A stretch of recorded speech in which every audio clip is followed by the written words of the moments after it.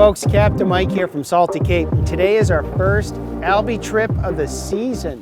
We're running along the south side of the Cape, eyes peeled, looking for the Albies we've been hearing some hush-hush rumors on. We got a fully stacked bullpen. We've got Hogy Epoxy Jig lures, of course, soft baits, plugs, and metals. Right now, the name of the game is keeping our eyes peeled to find those funny fish, but you know, we're off to a great start. Lots of bait, lots of birds. Now we just need to hook up.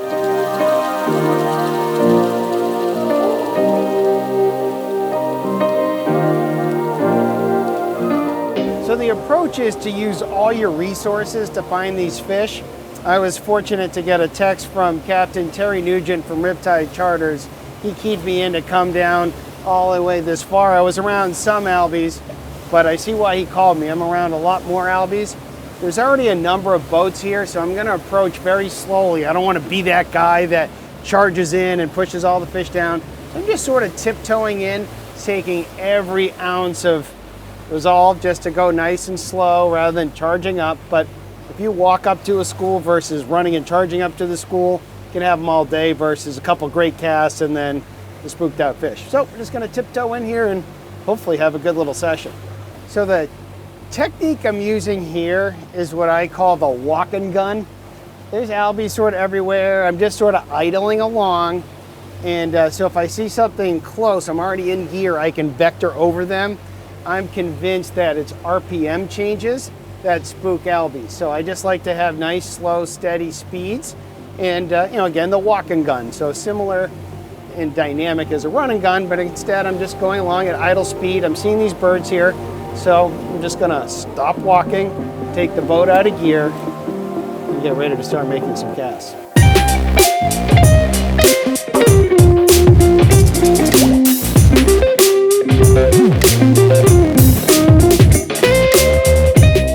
So I got this peanut bunker jig on, a little ways from the school. I got the range with this extra lead. I'm gonna fire that out with my 20-pound braid.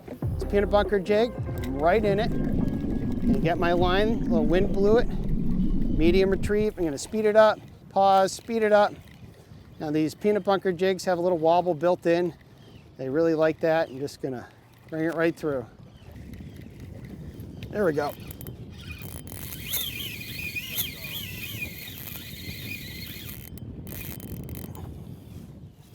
Wanted it just under the surface. That's one nice feature about the peanut bunker jig is it's sort of a tall, flatter design and has a nice little wobble. So you can actually get some swimming at me.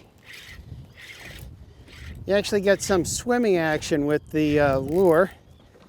Yeah, light gear today, swimming at me.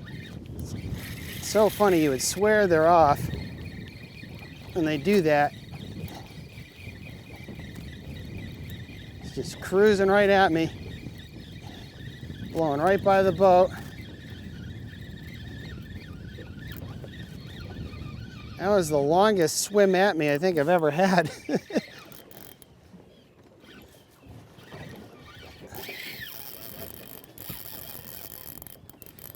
Oh, that is a bodacious Albie.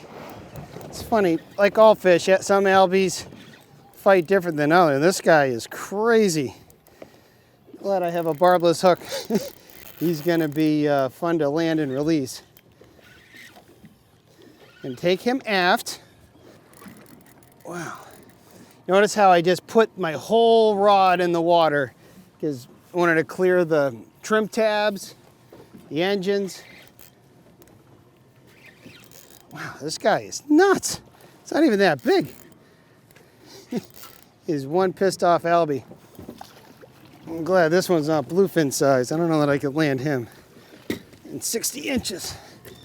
All right, grab the jig, grab his tail.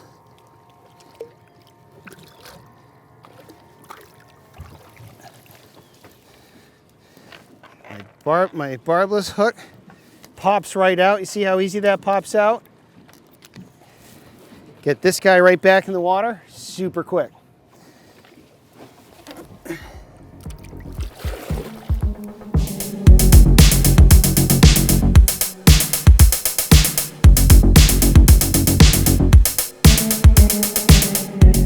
making these long drifts.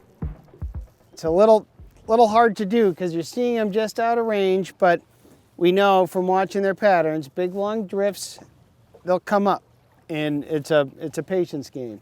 But in the meantime, lots of blind casts, lots of hang time. Boy, this is a big Albie. Wow, he's going nuts.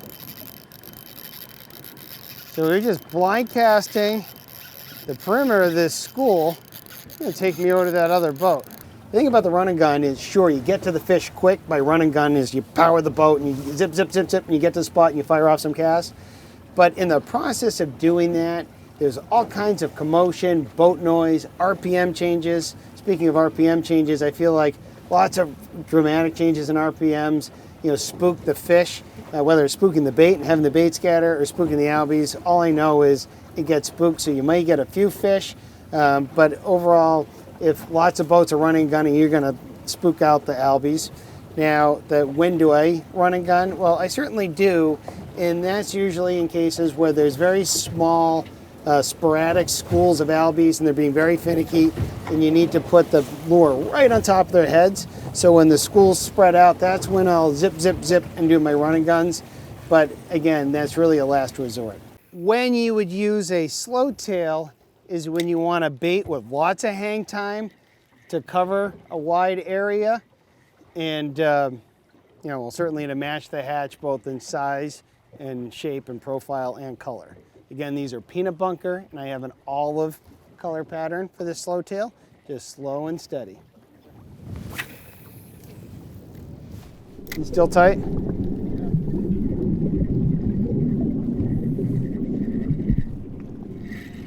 There we go.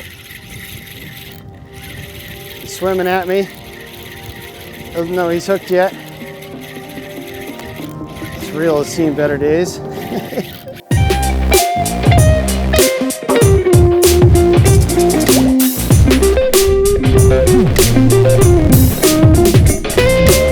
Now, before I get into which style of lure to use when, I just want to talk briefly about colors. There's two types of colors for all lures, for all species. You have an attractor color, then you have an imitator color. Obviously an attractor color, is bright, you're trying to attract it, like be bright and visible. An imitator, well, true to its name, here I have this peanut bunker jig, you're trying to imitate something specifically. So there's a number of different bait fish that Albies are associated with. You have bay anchovies, which may be a shrimp color. You have squid, silver sides, sand eels, peanut bunker. I'm sure I'm missing juvenile herring. There's all kinds of stuff these Albies chase. So having a mix of silvers, olives, greens, and pinks, so forth and so on, is great to have in your arsenal. But don't forget your attractor colors when you just want something bright to stand out. And I can go on and on about colors, but tons of information on the nuances of which color to use when in our playbooks or other content we have online. But just good rule of thumb. Find out what they're eating, make sure you have at least a couple imitators out and a couple of high biz attractors in the mix just as well, because you never know what's going to crack the code that particular day. So this guy came in on the hot pink. We're tied 1-1 with the attractor colors and the imitator colors. I'll land this fish. Get him back in the water. These bigger fish are taking a while to get in. We have real light leaders today. I want to get this guy quickly, but not so quickly that we break the line.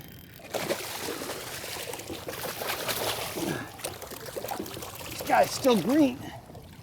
All right, switch hands. So I like to keep these guys in the water best I can. This guy's in the corner of the mouth, so I'm going to bring him in. So the barb's off this heavy minnow jig, so I can get this guy right back in the water. The quicker you can get these fish released, the healthier they're going to be. And this guy's ready to rock and roll.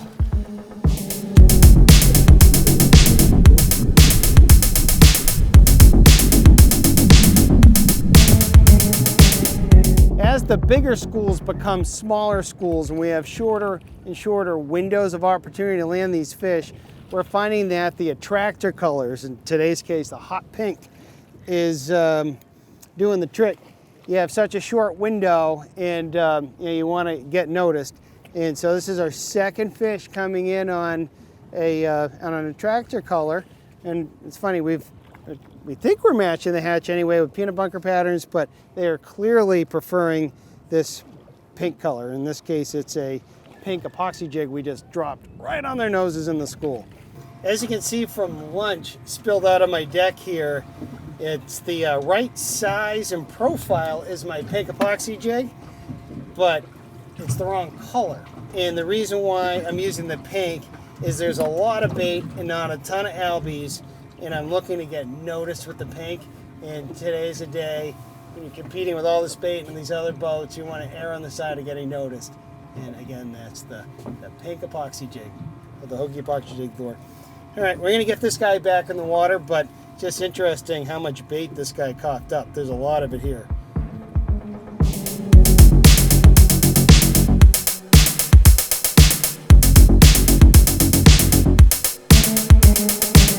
So let's just take a quick second to show a few different ways you can fish the Hogy Epoxy Jig lure. Here I just have a little 3/8 ounce shrimp epoxy jig. Now, the beauty of these lures is, again, their lightness in the water. So with my tip up, I can skip this bait right along the surface. So that's retrieve number one, the skippy retrieve. So it simulates a fleeing bait fish saying, oh shoot, oh shoot, oh shoot, just hopping through the water, and that works better with the lighter epoxy jigs, or the bigger the epoxy jig, you need like a heavier outfit. But you can just, if you point the tip way up to the sky, you can just have that epoxy jig just bloop, bloop, bloop, just hop right off out of the surface. Now, the other retrieve is just a super real fast as you can go, burning it through the water.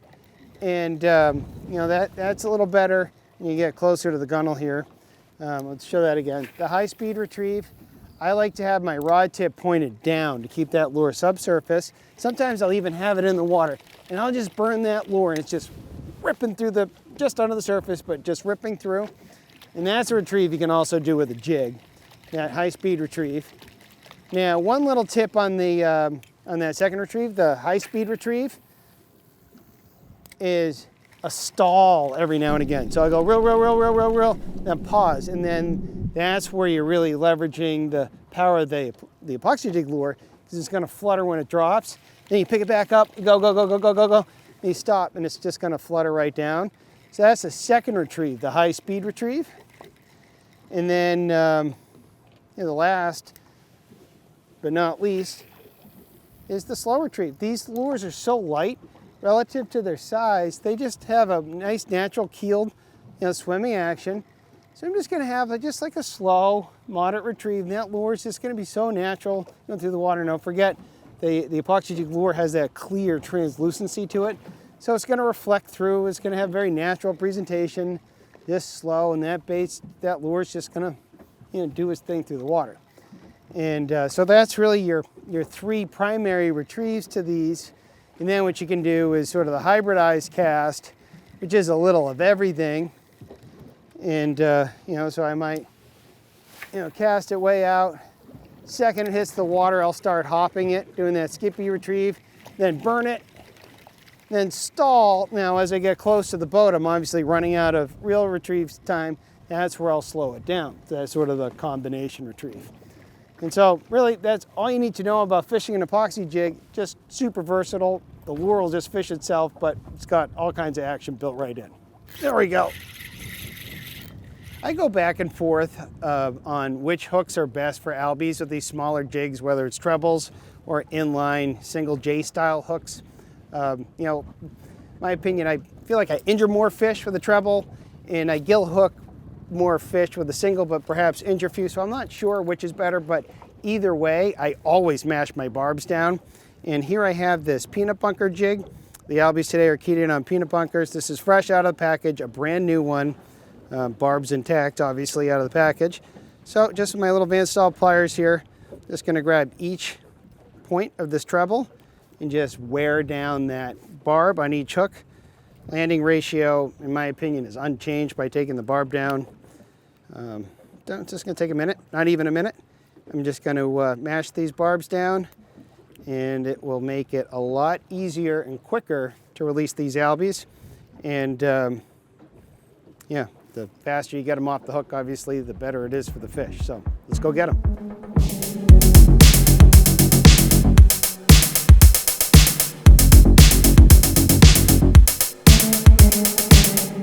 So the metals are great because you get the distance again, but you're a little limited in action. This is the heavy minnow. You can see how short and fat this lure is, but it's gonna punch through the wind. It's really gonna load up this rod for a very long distance cast, especially with the wind behind me, but it punches through the wind. You can see, even on a lefty cast, it's just going, it's going, it's still going, still going, still going. Yeah, that was a long cast. So now I'm engaged. Now, the thing about the metal jig is you want to engage quickly because it's going to sink real quick out of the zone. So you're going to get it. Now, that's a pretty high speed retrieve. Now, you can pause it and slow it down, but remember, it's sinking quick. So you got to keep up that tempo. Go, go, go, go, go, go, with the, particularly with the heavy minnow. It's a very dense body. And, but that said, you can get some serious distance. So it's breezy today. The feeds are sporadic, and that's the beauty with the metal jigs. You can just punch right through. So a few thoughts on understanding the albie patterns, a few tips, a few things. One, they tend to run a trend in a certain direction. We're on the south side of the Cape, so that's often east or west if they're heading to the west or heading to the east. Now, relative to their direction, I like to pay attention to which direction the tide's running and which direction the wind's running. And that helps me sort of triangulate why they're trending one direction or another. Is it boat traffic driven, or is it weather or conditions driven? And another little tidbit is I try to pay attention to what depth that they're consistent at. So yeah, they could be running east or west, but earlier today, for example, they were running at around a 20-foot depth. Now they're in closer and they're staying in that 10-foot range. So paying attention to what depth that they're staying consistent at in their patterns, and they'll break every little rule once you figure it out. But overall, they sort of trend one way, and so paying attention to the depth too is one little tidbit. So when they disappear for a little bit, gives you a frame of reference to where you might expect them to pop back up.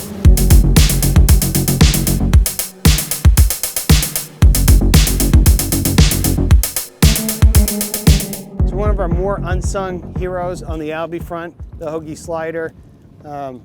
Just going to take 2 seconds, show you how to retrieve this. It's a bigger bait, so again, it's a great blind casting bait, a big target, and just plug and play on this one, cast and reel. And this lure has a built-in keeled action. It's just going to wobble its way in. You fish it fairly fast. You pause, fast, pause, medium retrieve. But again, this is a great blind casting reel. And note to self, get this reel off to Shimano and get service. But it's just a big target that says, eat it Joe's. Well, we're gonna say eat it Hoagie, and plug and play. But again, great blind caster. When fish are scattered, you can't get to them, just plug and play with this one. So here's the secret weapon you wanna have in your arsenal. A clear popper, behaving sort of like a popping cork or a casting egg, and a little Hoagie Pro Tail fly. These are new, and these are very easy to fish, and again, great when they're keyed in on those little baits. 24-inch leader. I'm just gonna pop that. The reason why I like the clear popper is you don't want to detract from the fly. They're keyed in on little baits, you don't want to spook them out. I just give it a pop, and that little Pro Tail fillet is just sort of dancing around, bobbing under the popper. Create some commotion with a clear popper, and then it's just a little wounded bait. It's lost its way. Just pop it. It's just, you can even just drift with this almost. This is a very deadly technique. Again, keyed in on the little baits, and this fishes itself really.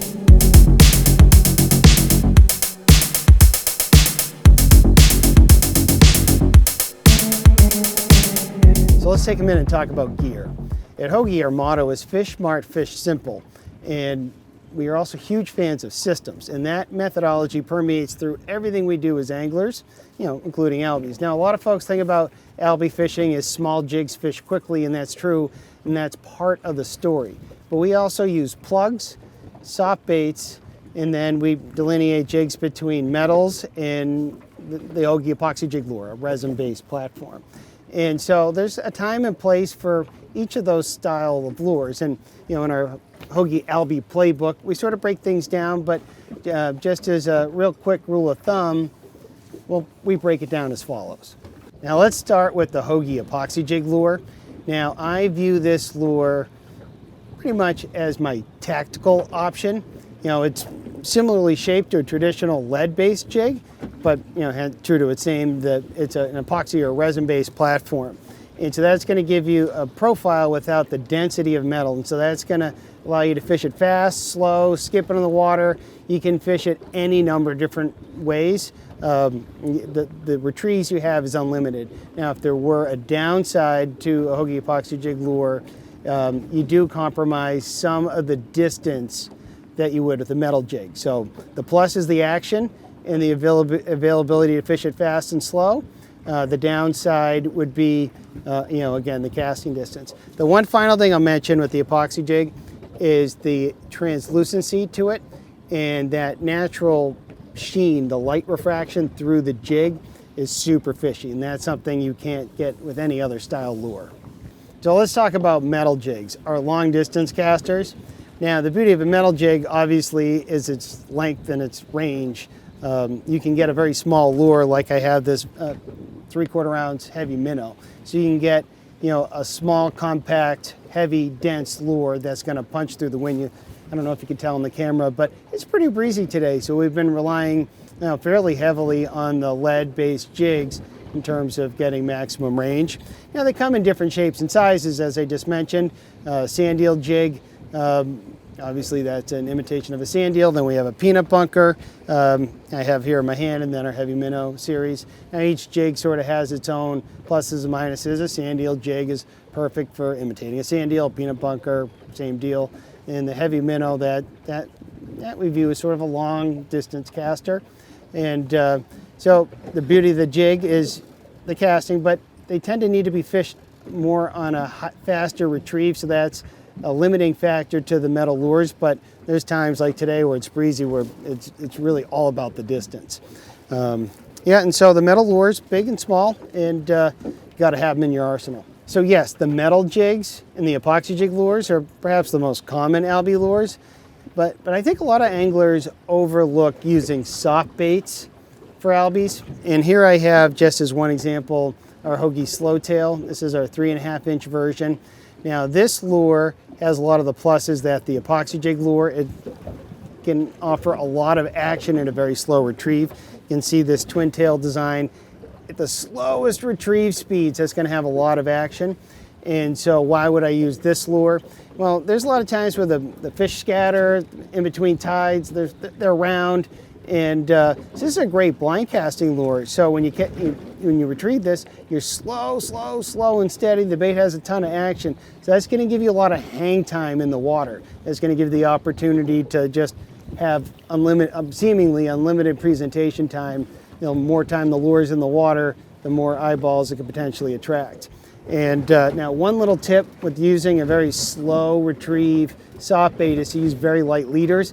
Because the lure is going so slow, the albie's going to have a good chance to get a good look at it. And so if you're switching to a Slowtail, real slow presentation, a light leader is a very useful tip. I'll go down as low as 10-pound fluoro with the Slowtail. So the plus is lots of hang time, very compact presentation, lots of action, and slow retrieves.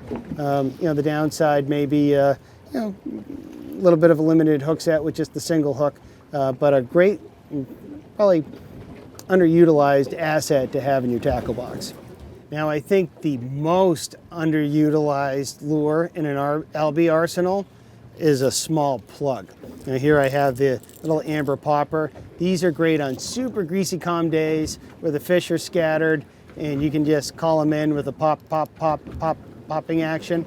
And the slider, this feels a little big for your average albie lure, but we've done quite well over the years fishing this slider. It's big, so if you're blind casting and the fish are scattered, the bigger the target, the more visible it's going to be from afar. So it's basically a much bigger billboard saying "Eat here."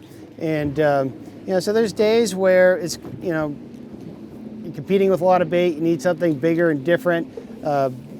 Blind casting is going to be the name of the game because the fish aren't staying up long enough. These bigger plugs are going to give you greater visibility. And then the popper, again, I would use a popper style plug on a greasy calm day where the fish are scattered, maybe in between tide, slack tide. It's a great way to call them in. Now, one last thing I want to mention with the popper, a popper can pack a deadly 1-2 punch for albies keyed in on super tiny microbait.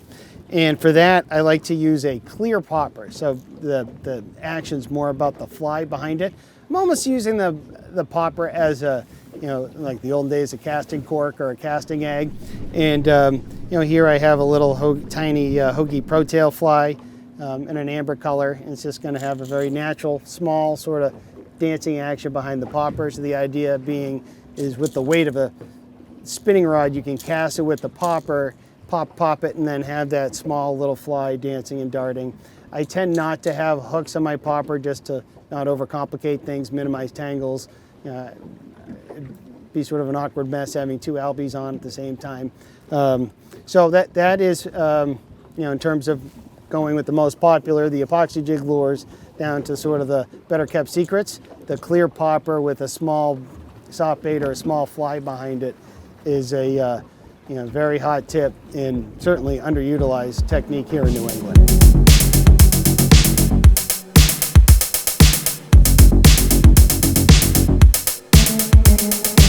So let's just talk about outfits for a brief moment.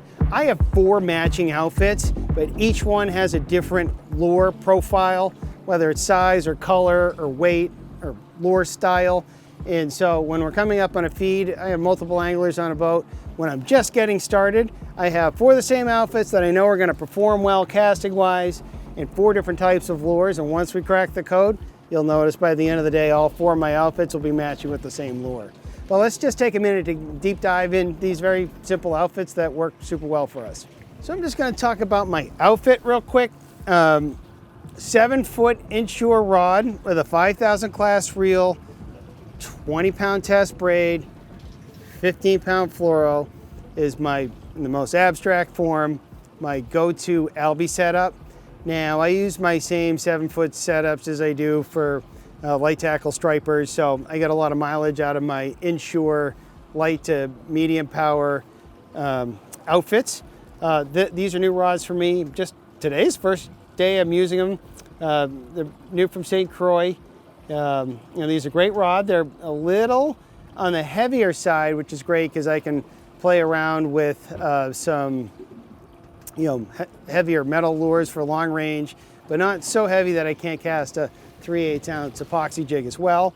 But these are just great rods, the Legend Tournament Series. Again, I have 1 day of usage with these under my belt, so so far so good. Now these reels, I've had these reels since pre-pandemic, as you may have heard from one of the clunkers in the mix. We need a little service, but a nice high to medium high gear ratio spinning reel will do the trick.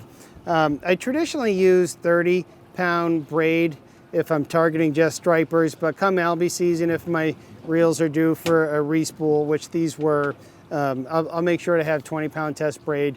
Just get an extra, I think you get an extra 10 or 15 feet out of a cast with a 20-pound test braid. And longer leaders, these are probably 50-inch leaders, fluorocarbon, loop knots almost always on my small jigs. Some people tie more clinch style knots, but I prefer a loop knot, especially with the lighter lures and the epoxy jigs, just enhances that wobble action. But with 15-pound test fluoro, it's not that stiff. I mean, it's so thin in diameter and soft, it doesn't matter too much. But if you do upsize and fluoro leaders, always go with a loop knot. But again, simple, keep it simple. All my rods that I use for albies are the same ones I use for stripers in the spring, and have them all rigged, ready to rock and roll.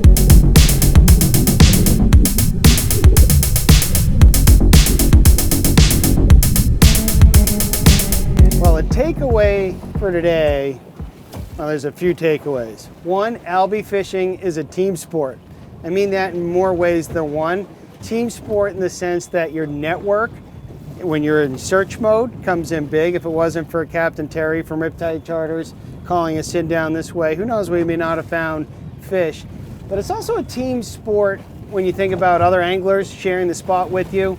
I was thrilled today. The Albie action was pretty decent, and there was a number of boats fishing, but no one was charging hard, running, gunning. Everyone was sort of in super chill mode, and the Albie stayed up for almost an entire tide, which was awesome. So that was the other way I meant team sport. They were a little finicky at times, so color mattered. So the other takeaway is to have a couple of different style lures rigged and ready to go when getting started, and that's my standard operating procedure. Different sizes, different colors, different weights, and once we crack the code, everything sort of merges towards the hot. So I start the day with 4 different lures, and I often end the day with 4 of the same. And so being rigged, ready, able, and network was the name of the game today, and looking forward to the next time.